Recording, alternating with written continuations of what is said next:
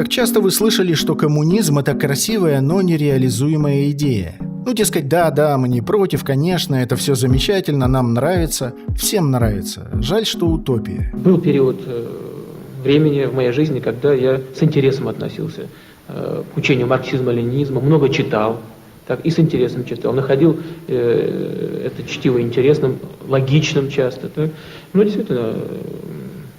Ну, как все мы. Да, как все мы. Но по мере, так сказать, взросления, что ли, так, возмужания, для меня становилось все более и более очевидной истина, что все это не более чем красивая и вредная сказка. Вредная, потому что осуществление или попытка проведения ее в жизни в нашей стране нанесла последний огромный ущерб. Насчет реализации вопрос особый, но вот что красивого? Что красивого в идее коммунизма? Разве коммунисты когда-то обещали рай на земле? Обещали построить общество, где не нужно трудиться? Разве обещали коммунизм без борьбы и усилий? Может, выражали уверенность в том, что капитал расстанется со своими завоеваниями без жестокой борьбы? Да нет, что-то у них как раз наоборот, все было про борьбу и преодоление трудностей. Новая гражданская война, которую обязательно развяжет буржуазия, чтобы отстоять свои завоевания в случае триумфа власти Советов. Это красиво? Что здесь красивого? А что же на противоположном крае? А вот там действительно все красиво. Суть капиталистической идеи прекрасно отражена в любой рекламе. У всех гладкие лица, белые зубы, прекрасные волосы и довольные улыбки. Вот ты работал, трудился, взял кредит, построил дом, ты играешь с детьми и бросаешь пластиковую тарелку с собаки на зеленой лужайке. Вот-вот жена позовет вас кушать. Мясо.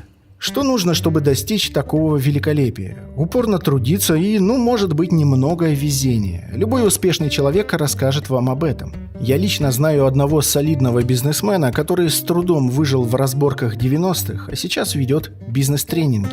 Человек, который поднялся на воровстве, учит молодежь честному бизнесу.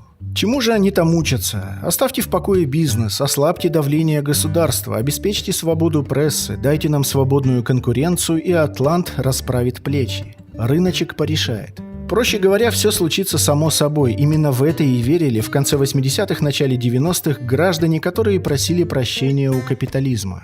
Помню эти разглагольствования в 90-х о том, что сначала бизнесмен сделает красиво и хорошо себе, потом своей семье, потом своим близким, а потом вам. В смысле нам. И по телевизору это обсуждалось, и в личных разговорах такое мнение встречалось постоянно. Прошло больше 30 лет. Первая часть прогноза состоялась на все 100%, а вот дальше что-то пошло не так. Кто-то прозрел, кого-то давно нет в живых, а кто-то до сих пор упорствует. Просто капитализм построили не тот. Хотя по всем основным признакам это именно он и есть. И неуклонное движение к мировой катастрофе в рамках данной системы – это оно и есть.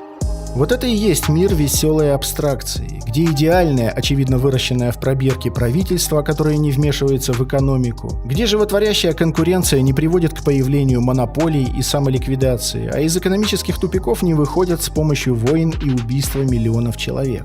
Вся вот эта розовая спонтанность, вот это и есть красивая идея, абсолютная утопия.